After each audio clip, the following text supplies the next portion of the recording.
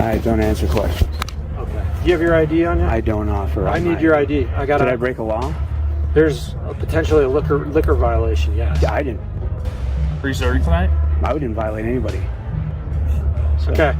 Well, it's unlawful to serve someone who's visibly intoxicated. Right. Okay. So I think we all know that, but I didn't do that, so. All right. Do you have your ID? No, I don't. I didn't break any law. Right? Do you have evidence? That's why we're here. Do you have evidence that I broke a law in particular? That's why I'm here. If you don't have evidence that I specifically broke a law, then there's no probable cause for you to ask for my ID because you have to have reasonable. No, you have to have reasonable. Specifically broke a law, which I didn't do. Listen, I'm very careful about who I serve, and that's all I'll say. Listen, I have reasonable. That's why I'm suspicion. recording.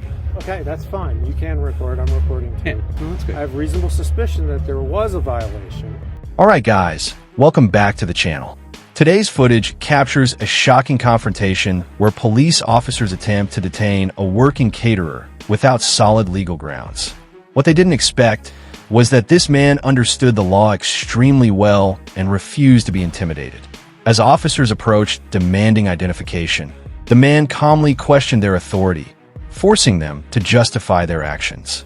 This moment highlights how quickly routine police encounters can escalate when officers attempt to overstep legal boundaries during investigations. By who? A liquor violation by the people serving alcohol here tonight. Okay. Again, I still don't understand what that has to do with me. I'm just here working a catering event. I'm here working for the staff. Well, because so. I already explained that to you because I was told that you were also serving alcohol at the bar tonight. Okay, by two other employees here. I'm not going to get into details and discussions with you about an ongoing investigation, especially when it has nothing to do with me. You don't have to answer any questions, but you do have to identify yourself. I didn't break any laws, so what would I have to identify myself for? In Colorado, in order to ID somebody, you have to have proof that they've either broken the law or that you have to have reasonable suspicion or articulable suspicion that they have broken the law. No, you didn't witness me doing anything, and you don't have any witnesses saying that I overserved anybody. So I don't I need to detain you and... What would you detain me for? To identify you. For what crime, though? You have to have a crime to detain me. Reasonable suspicion is not a crime. Yeah, go ahead. Were you serving alcohol tonight at this event? I'm not answering any questions for you guys. Who's your supervisor? We were told that you were. That's, I don't know. Marissa? I don't know. I just work the venue. I don't know who my supervisor is. Yeah, we'll hang tight here. I don't hang tight. I'm not in the military. So that's a military term. I'll have you stand here. I'm not in the military, so I don't follow military orders like hang tight. It's a military order. So I was in the military. As the conversation intensified, officers claimed they suspected liquor law violations connected to the event. However, the caterer firmly denied wrongdoing and demanded evidence, proving he personally violated any law. He emphasized that suspicion alone does not grant officers unlimited authority. Despite repeated demands for identification, he continued explaining constitutional protections. The tension grew as officers tried to maintain control while the man remained composed, demonstrating how knowledge of legal rights can dramatically shift the balance during police encounters. Were you? Yeah, that's probably why you say it. Hang tight's a military term. I'm not a military person. I'm a civilian. So there's no reason to hang tight. I'll wait here, though. Is there something I did to upset you? No. I'm not understanding why you guys think that you have the right to my ID when I didn't break any law. I didn't violate any crime. You have no proof that I violated any crime. Reasonable suspicion means that you have reasonable suspicion that you have proof someone violated the law. You don't have that. You have hearsay from many different people. You didn't witness anything. So reasonable suspicion has to occur in order for you to require my ID. That hasn't occurred yet. I'm not stupid. I know the law very well. I'm a paralegal.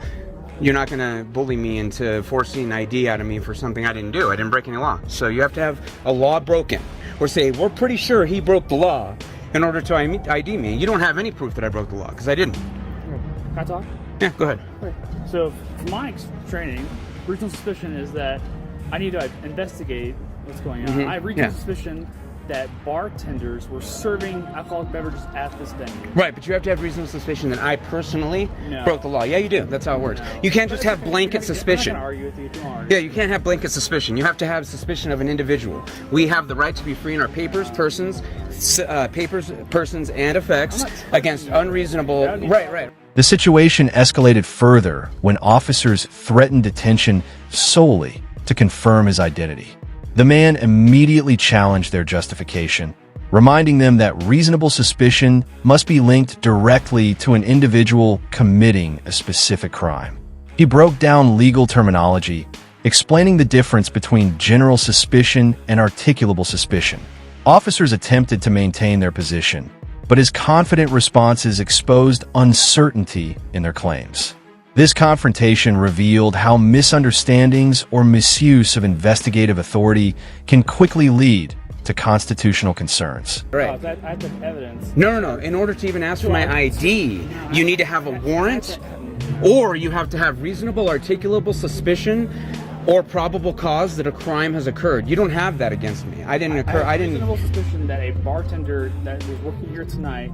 You have no reasonable suspicion that I was. Did you see me behind the bar? Or did you see me running around picking up glasses? We're gonna ask your supervisor and other people who work there. That still doesn't matter. I was running around picking up glasses. I'm recording. I was running around picking up glasses. I'm recording as well, and we'll agree to. I'm literally running around with a tray in my hand. When you got here, you didn't see me serving anyone. Okay. Right? I'm not gonna argue with you. So I don't understand where your reasonable articulable suspicion that I personally committed a crime is. You can suspect all you want. You can come back later and demand whatever you want once you have that, but you don't have that because I don't break the law. Okay.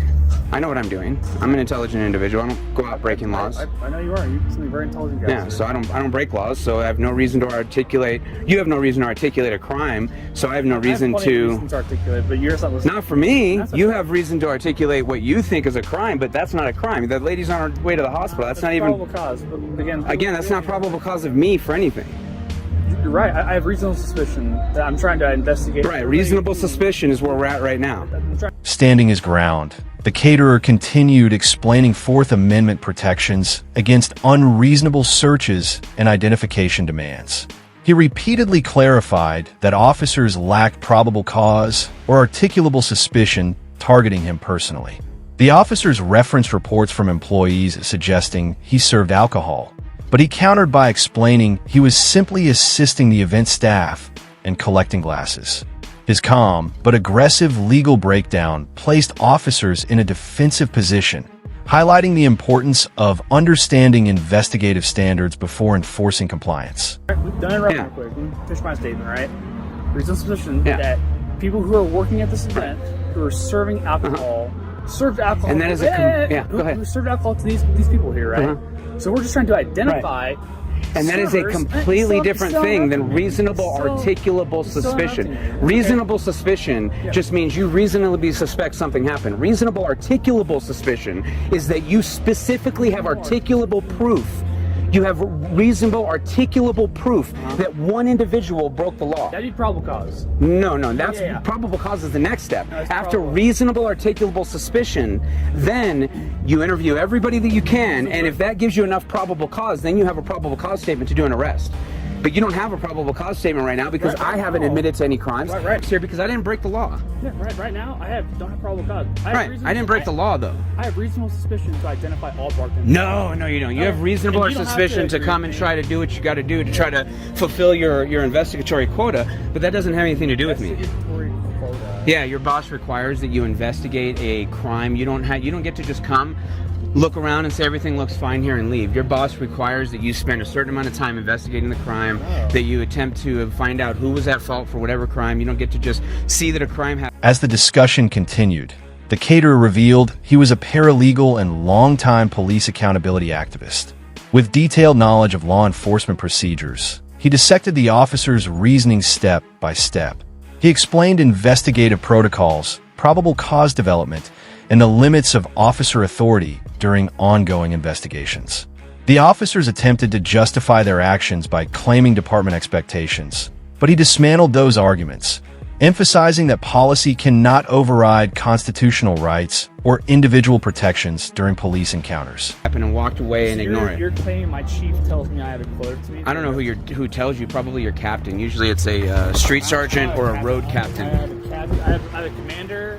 You have a street sergeant, likely. Yeah. So your street sergeant's probably the one that mandates it. Your captain mandates it to him, and your chief mandates it to your captain or your whatever. I know a lot about him. I've been a police accountability activist for 2 decades now, so I know quite a bit about law enforcement. I don't understand why I'm still out here. I have work to do. Am I breaking the law in some way that you have the right to detain me? I am detaining you. yourself. I'm trying to identify. In order to detain me, you need to have reasonable, articulable suspicion that I specifically committed a crime. Am I being detained, or am I free to go right now? You're not free to leave. Okay, so I'm being detained right now. Yeah. Because you suspect me of a crime. I have reasonable suspicion to identify all bartenders here. You're not giving me your ID. All I want is to identify. Oh, I know. That's all cops want. You want to be able to violate our rights willy-nilly without any regard for the Fourth Amendment. We don't need to argue. I know. You guys don't like the Fourth Amendment. The Fourth Amendment stops you from finding out who everyone is. I love the Fourth Amendment. Well, if you did, then you would understand right now that you don't have reasonable, articulable suspicion, definitely don't have probable cause, so you have no reason to be talking to me right now. I have no reason to be detained. This is an unlawful detainment. The confrontation reached its peak when officers officially stated he was being detained. The caterer immediately demanded clarification regarding what specific crime justified detention. He accused the officers of attempting to bypass constitutional protections simply to gather information. As the exchange grew intense, he continued stressing the importance of the Fourth and Fifth Amendments. Despite pressure, he refused to surrender identification, demonstrating how individuals can legally resist unlawful detainment while remaining controlled and respectful. Work to do. I have to get back to work. Can I go ahead and get back to work now? Sergeant Murdoch said he's talking to your supervisor, trying to figure out who you are. I'm sure you're not willing to give me your name. You have no right to that information. Okay. You need to go do your job. Me being, obedient has nothing to do with your job. You need to go do your job.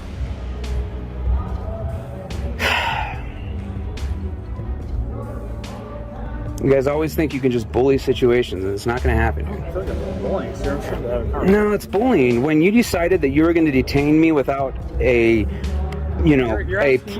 really strong, reasonable, articulable suspicion, by detaining me without that, you are clearly violating my Fourth Amendment right now. You're violating my Fifth Amendment right. I should be free to leave at this point, and you're attempting to stop me from doing so because you're saying I'm violating the law, but you have no proof of that. You didn't witness me doing that. You can't take hearsay as proof. That's not proof. You have to witness something in order to call it proof, and you don't have that. I didn't do anything wrong. I didn't break the law. I don't do that. Sir, I'm always very careful. trying to identify you. You don't get to just identify me, though. You can say that you saw some bartender, but I'm not a bartender. Eventually, officers attempted to justify their investigation by referencing an unconscious female reportedly overserved alcohol at the event. However, the caterer dismissed their reasoning, stating that such allegations did not link him personally to any wrongdoing.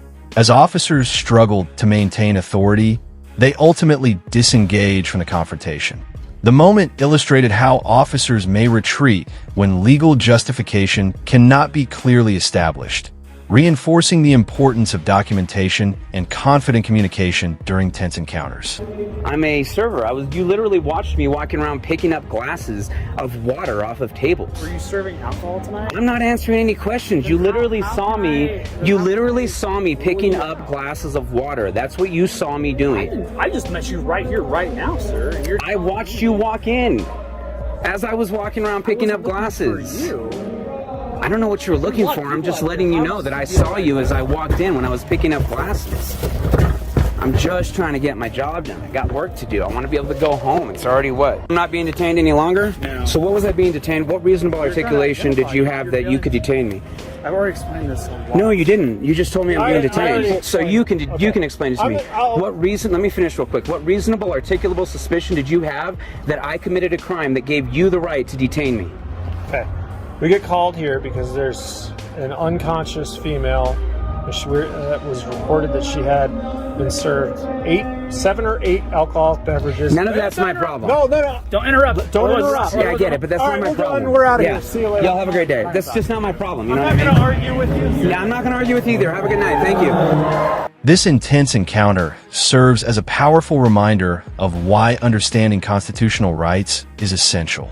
The caterer demonstrated that individuals can challenge unlawful police actions without aggression or disrespect.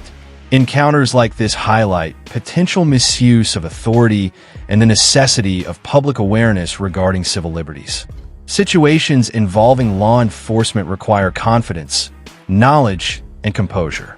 By understanding legal protections, citizens can safeguard their rights and ensure accountability remains a fundamental part of public service and policing standards.